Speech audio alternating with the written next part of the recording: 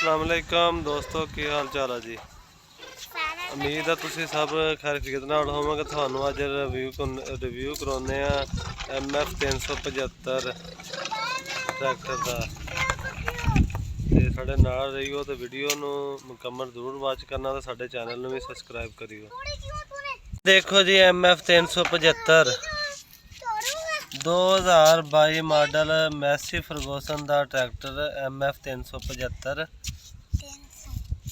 पिछे ट्रैली की जैन बनी कंपनी फिटेड आई आ देखो जी उत्ते लिखा होया जी मैं तो 75 ही लैसा।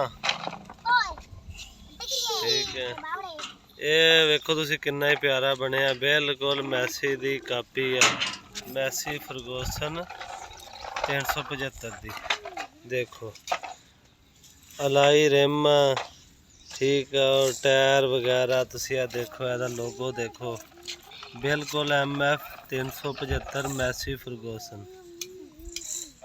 ठीक है, ये किसका है ये ट्रैक्टर? ये ट्रैक्टर आपका है? ये ट्रैक्टर एमा हाजरा का है जी। वो चमचा भी दिखा रही है कि इस चमचे के साथ हम ये ट्रैली लोड करते हैं और ये ट्रैली फिर उसे उतार देते हैं मिट्टी लोड करने के बाद।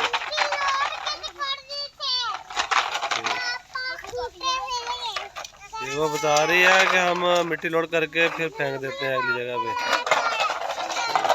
तो हमारे चैनल को सब्सक्राइब ज़रूर करिएगा, अपना ख्याल रखिएगा। तमाम दोस्त दुआ में याद रखना। अल्लाह हाफिज़।